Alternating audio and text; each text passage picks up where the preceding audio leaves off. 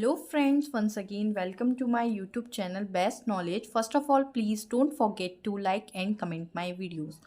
आज हम पढ़ रहे हैं BSc फोर्थ सेमेस्टर में मैथ्स का चैप्टर नंबर 1 सेकेंड बुक का। फर्स्ट बुक के इसके सारे लेक्चर्स कंप्लीट हो चुके हैं और आज हम इसकी सेकेंड बुक स्टार्ट कर रहे हैं। सेकेंड बुक्स का नेम है मैकेनिक्स। उसका चैप्टर नंबर फर्स्ट का लेक्चर नंबर 1 है।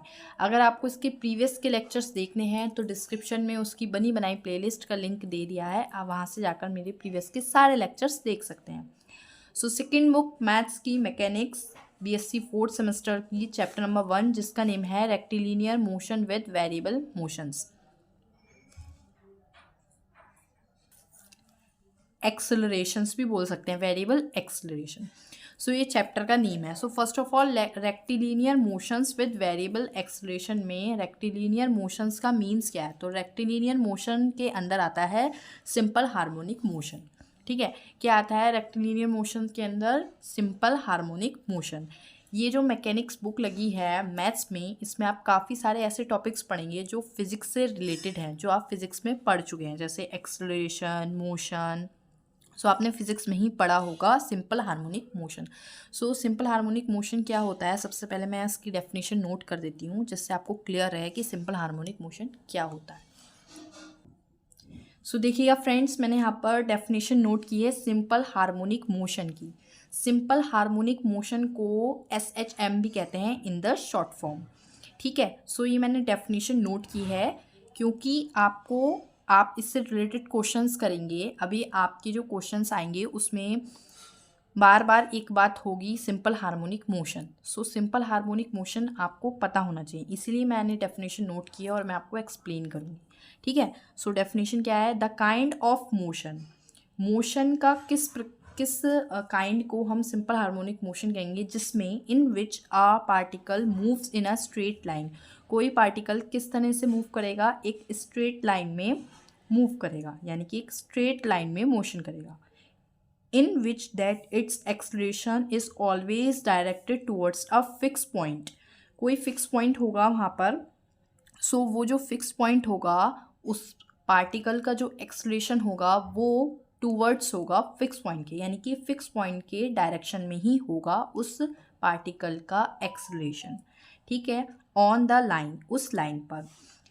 The particle from the fixed point, particle जो होगा फिक्स पॉइंट से, is called simple harmonic motion. वो कैसा होगा? सिंपल हार्मोनिक मोशन कहलाएगा। वो मोशन उसका, उस पार्टिकल का मोशन सिंपल हार्मोनिक मोशन कहलाएगा।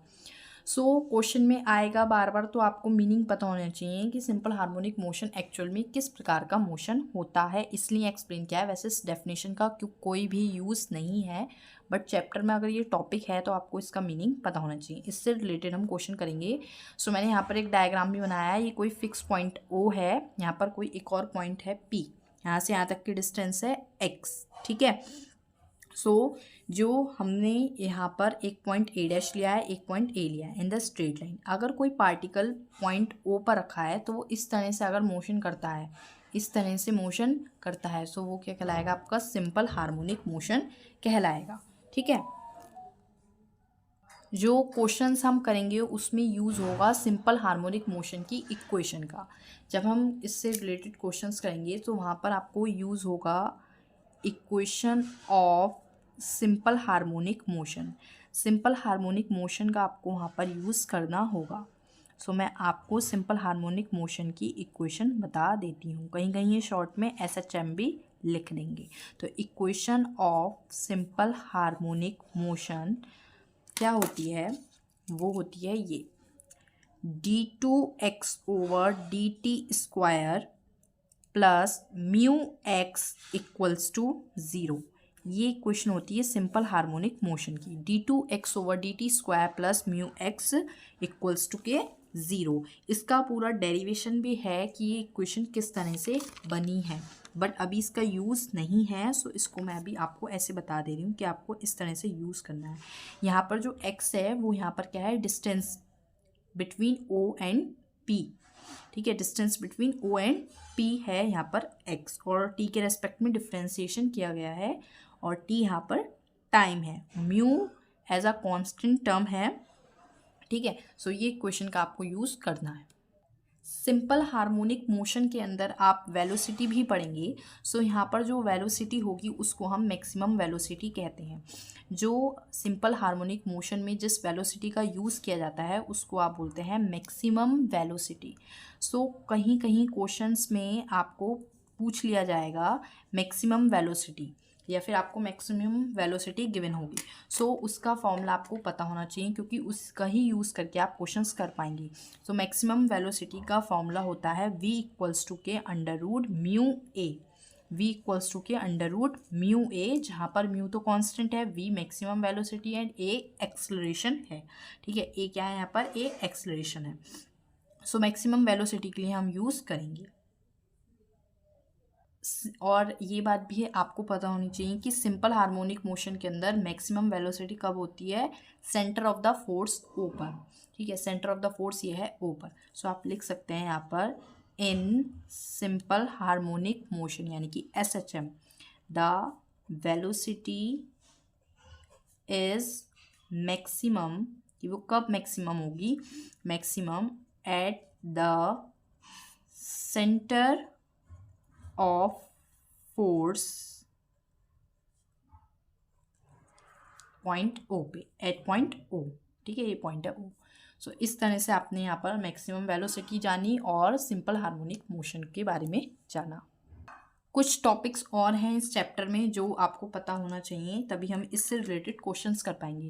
क्वेश्चंस में काफ़ी सारी चीज़ें बोली हुई हैं और हर क्वेश्चन खुद में ही बहुत अलग और यूनिक है। सो इसलिए पहले चीज़ें आपको पता होनी चाहिए, आप तभी क्वेश्चंस को कर पाएंगे।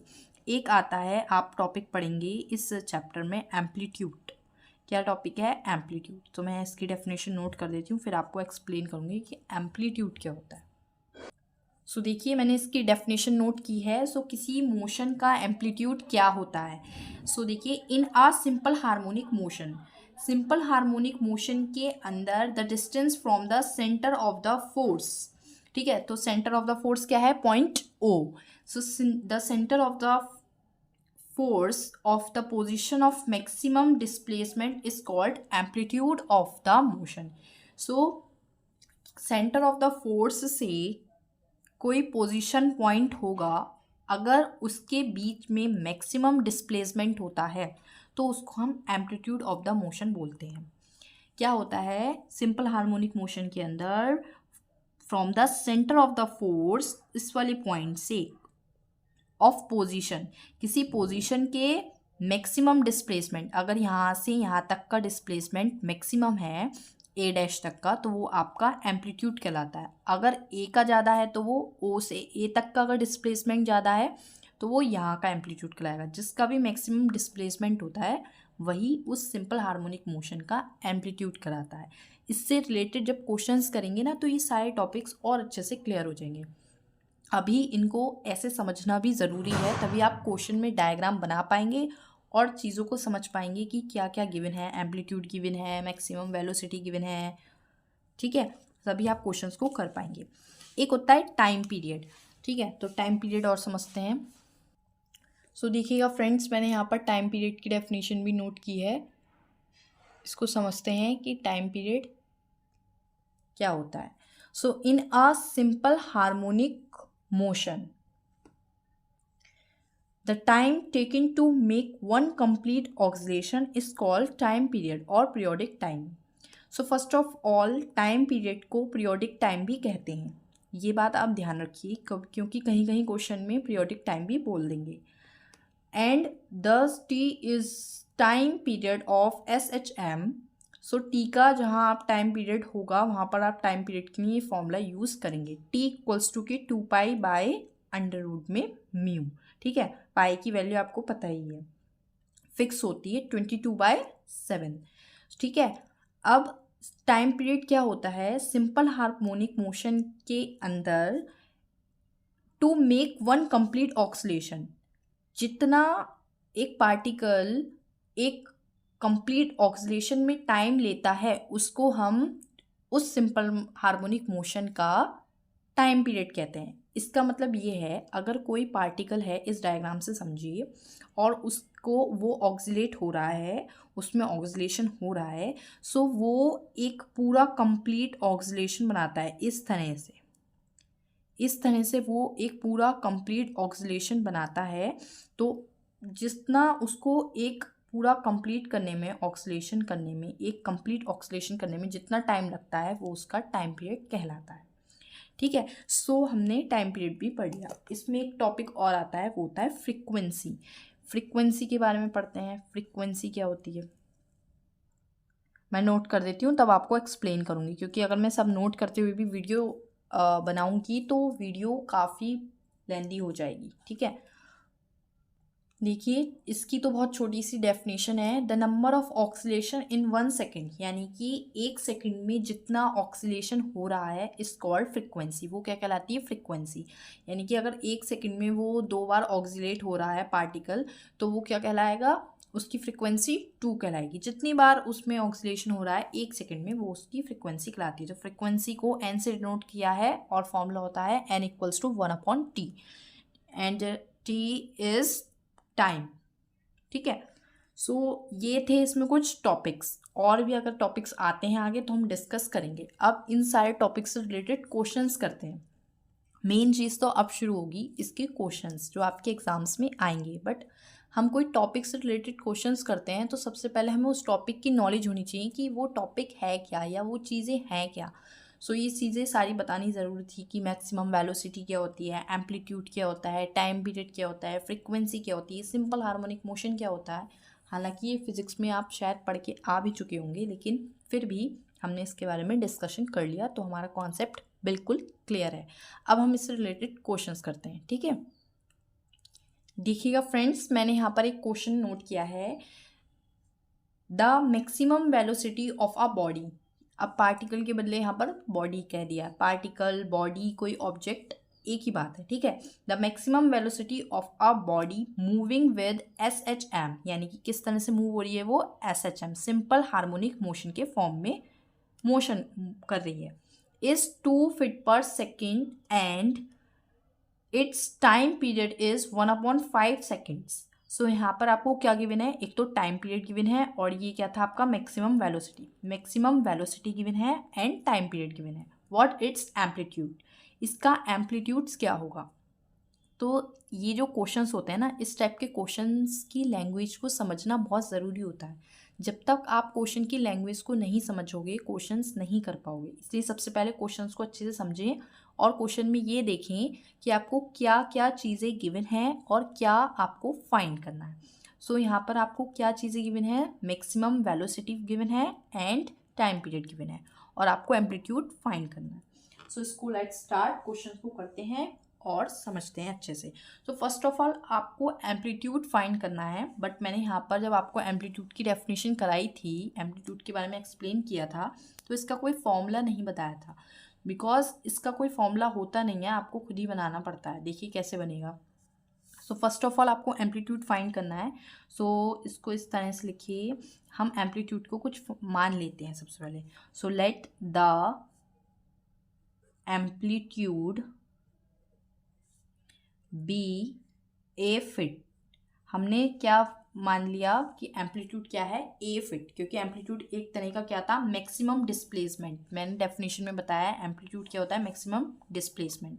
तो डिस्प्लेसमेंट एक तरह का डिस्टेंस होता है। तो मैंने यहाँ पर एम्पलीट्यूड को ए फिट मान लिया। ठीक है, अब मैक्सिमम वेलोसिटी की बात करते हैं, जो आपको चीज़ गिवन है। क्या गिवन है आपको, मैक्सिमम वेलोसिटी गिवन है। सो मैं वो लिख ले रही हूँ, मैक्सिमम वेलोसिटी गिवन है मुझे 2 फीट पर सेकेंड गिवन है, एंड साथ में मुझे यहाँ पर टाइम पीरियड भी गिवन है। सो मैं टाइम पीरियड भी लिख ले रही हूँ, पहले गिवन चीज़ें लिख ले रही हूँ। टाइम पीरियड है मेरे पास 1/5 सेकेंड। क्लियर, यहाँ तक तो कोई डाउट नहीं होगा। अब हम इस पर वर्क करते हैं, किस तरह से, देखिए मैक्सिमम वेलोसिटी, जो चीज़ें गिवन है उसकी ही हेल्प से हम चीज़ों को और एम्पलीट्यूड को फाइंड करेंगे। सो मैक्सिमम वेलोसिटी आपको गिवन है 2, ऐसे समझिए। मैक्सिमम वेलोसिटी का फॉर्मूला कितना होता है, a√में म्यू। यहाँ पर मैंने देखिए फॉर्मूला लिखवाया √μ a √μ a इक्वल्स टू 2। ठीक है, सो ये बनी हमारी फर्स्ट इक्वेशन। इसको और सॉल्व नहीं कर सकते इसलिए मैंने इसको लेट कर लिया फर्स्ट इक्वेशन। अब टाइम पीरियड की हेल्प से निकालते हैं। सो टाइम पीरियड कितना है 1/5 सेकेंड। ठीक है 1/5 सेकेंड। अब जैसे हमने मैक्सिमम वेलोसिटी लिखी इक्वल में और उसका फॉर्मूला लगाया फिर इक्वल में ही लिखा, इसी तरह टाइम पीरियड लिखा इक्वल में टाइम पीरियड का फॉर्मूला लगाएंगे। टाइम पीरियड का फॉर्मूला क्या होता है 2π√μ। सो वही लिखूंगी मैं 2π√μ इक्वल्स टू 1/5। ये बनी आपकी सेकेंड इक्वेशन। ये दो इक्वेशंस बन चुकी हैं। यहाँ तक कोई डाउट नहीं होगा। अगर फिर भी कोई डाउट हो तो मुझे कमेंट बॉक्स में ज़रूर बताएं, वो डाउट मैं आपकी क्लियर कर दूंगी। इन दोनों इक्वेशन को हम सॉल्व करेंगे। किस तरह से सॉल्व करेंगे, अगर मैं इन दोनों इक्वेशंस की मल्टीप्लाई कराती हूँ तब देखिए क्या होता है। सो मैं लिखती हूँ यहाँ पे on multiplying equation 1 and second. Equation 1 और सेकेंड की मैं मल्टीप्लाई करा देती हूँ। मल्टीप्लाई कराने पर देखिए क्या होगा a√μ मल्टीप्लाई 2π/√μ।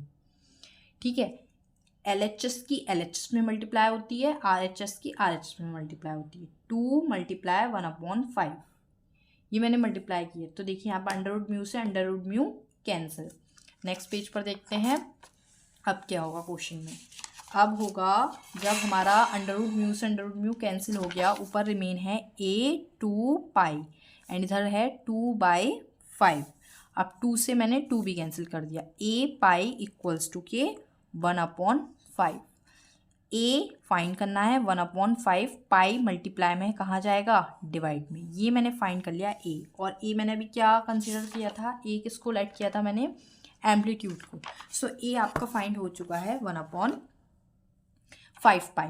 ये एम्पलीट्यूड आप फाइंड कर चुके हैं। अगर आप पाई की वैल्यू रखते हैं सो 1/5 पाई की वैल्यू होती है 22/7। 22/7 पलट के जाएगा 1/5 एंड 7 ऊपर 7/22 5 = 110। 7 डिवाइडेड बाय 110 0.64। सो जो आप एम्पलीट्यूड फाइंड कर चुके हैं, hence amplitude is equal to 0.64 feet, जो कि आपको फाइंड करना था।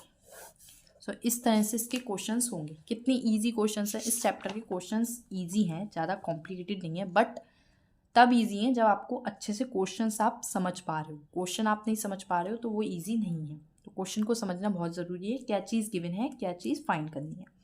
ठीक है, और क्वेश्चन करते हैं और चीज़ों को और क्लियर करते हैं। ठीक है, सो मैंने सेकंड क्वेश्चन नोट किया है, at what distance from the centre of the velocity in a SHM। ये पूछ रहे हैं at what distance. First of all उन्होंने क्या पूछा है, डिस्टेंस। क्या फाइंड करना है, distance from the centre of the velocity. Velocity के सेंटर से इन अ SHM will be half of the maximum, मतलब कि मैक्सिमम वेलोसिटी की हाफ होगी। ये पूछ रहे हैं किस डिस्टेंस पे किसी सिंपल हार्मोनिक मोशन की वेलोसिटी उसकी मैक्सिमम वेलोसिटी के हाफ होगी। इस क्वेश्चन में आप कहीं भी देख लें कुछ वैल्यू गिवन नहीं है। जैसे प्रीवियस वाले क्वेश्चंस में आपको वैल्यूज गिवन थी 1/5 सेकेंड्स, आपको टाइम पीरियड था, और velocity maximum velocity 2 feet per second थी।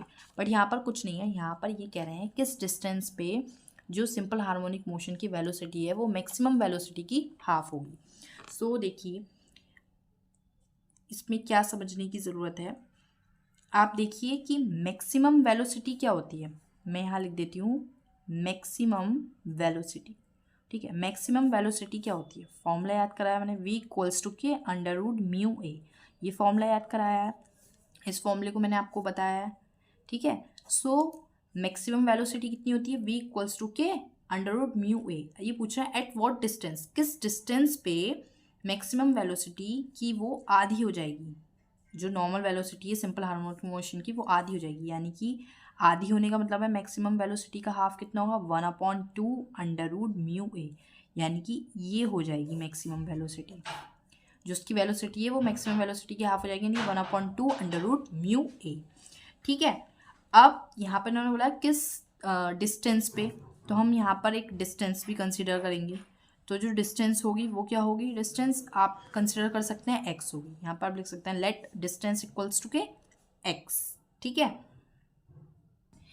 एक चीज़ और, सिंपल हार्मोनिक मोशन जो होता है उसकी वेलोसिटी का फॉर्मूला होता है velocity in simple harmonic motion, जो कि मैंने आपको अभी नहीं बताया।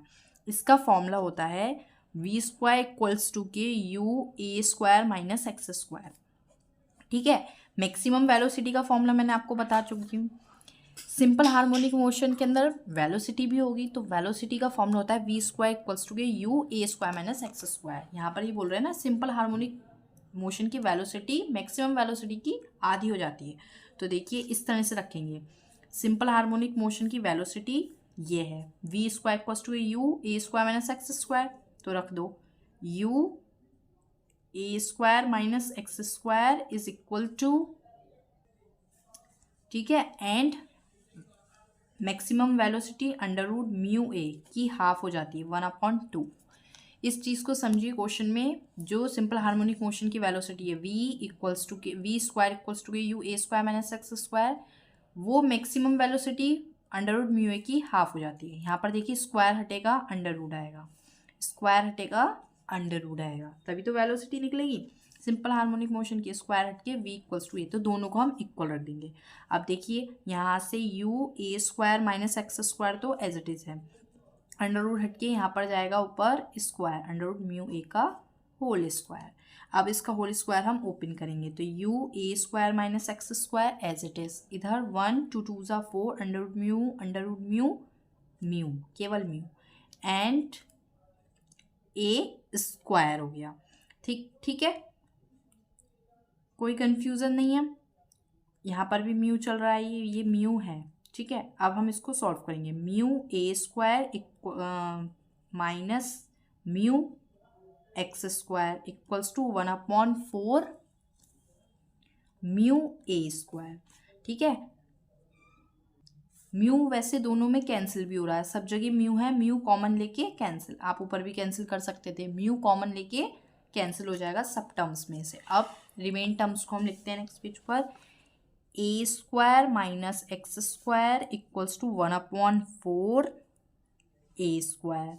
ठीक है, अब x² को इधर भेज दिया है, a² minus 1/4 a² equals to के x²। एलसीएम लेंगे 4a² minus a² equals to के x²। 4a² में से के a² या 3a² बाय 4 इक्वल्स टू के x²।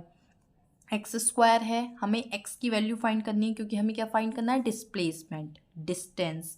तो डिस्टेंस फाइंड करने के लिए हमने डिस्टेंस को क्या माना था, x, तो डिस्टेंस को x माना था, तो x की वैल्यू फाइंड करने के लिए अंडर रूट लाएंगे 3a²/4। जब अंडर रूट से बाहर निकलेगा अंडर रूट 3, क्योंकि under root 3 as it is लिखा, अंडर रूट 4 को लिख सकते हैं 2, a² लिख सकते हैं a, प्लस माइनस। तो जो डिस्टेंस आई है वो डिस्टेंस आई है x की अंडर रूट 3/2a। इस तरह से मतलब इतनी डिस्टेंस पर किसी सिंपल हार्मोनिक मोशन की वेलोसिटी उसकी मैक्सिमम वेलोसिटी की हाफ होगी। तो इस तरह से हमने फाइंड किया इसका डिस्टेंस। तो इस तरह से ही क्वेश्चंस होंगे सारे। सो आई थिंक फ्रेंड्स आपको क्लियर हो गया होगा। फिर भी कोई डाउट हो तो मुझे कमेंट बॉक्स में ज़रूर बताएं, मैं आपके सारे डाउट्स क्लियर कर दूंगी। Thank you friends for watching my video. Please share, like and comment more.